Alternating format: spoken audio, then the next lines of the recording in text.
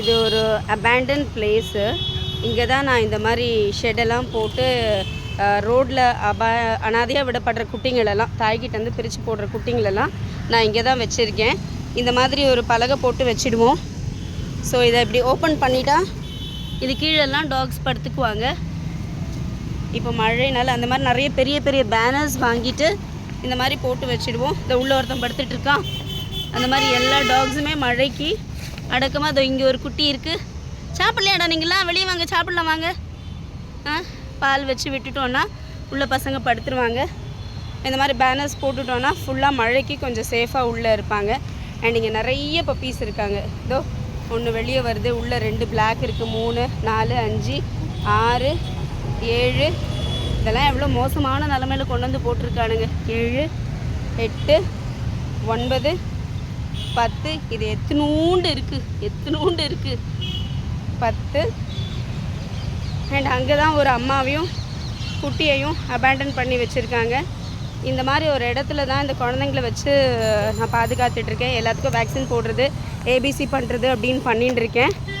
So இது உள்ளே பார்த்தீங்கன்னா அந்த அம்மாவும் குட்டிங்களும் கொஞ்சம் சேஃபாக இருப்பாங்க. சேஃப் இல்லை, மழை வந்து அந்த சைடு கொஞ்சம் ஒழுகும். பட் இன்னும் கொஞ்சம் பெருசாக ஏதாவது நல்லதாக பண்ணணும். இதோ பிள்ளை இருக்கா, அம்மா இருக்கா, நடி. சரி சரி சரி சரி சரி. அம்மா இந்த குட்டிங்க எல்லாம் அழகாக இங்கே படுத்துட்டு இருப்பாங்க. இது ஒரு பொதார். இந்த பொதார்லாம் அந்த பக்கம் போயிட்டோன்னா நிறைய பாம்புகள் இருக்கும். ராத்திரி நேரத்தில் இங்கே வரவே முடியாது. ஃபுல்லாக இந்த பொதார்லலாம் பாம்புங்க தான் இருக்கும்.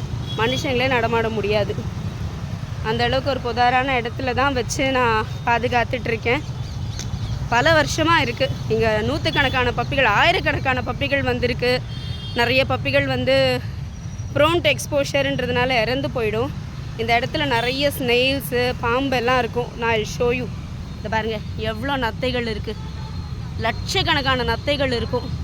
இந்த மாதிரி நத்தைகள்லாம் வந்து பப்பீஸை போய் கடிக்கும். இதோ எவ்வளோ ஸ்னெயில்ஸ் இருக்குது.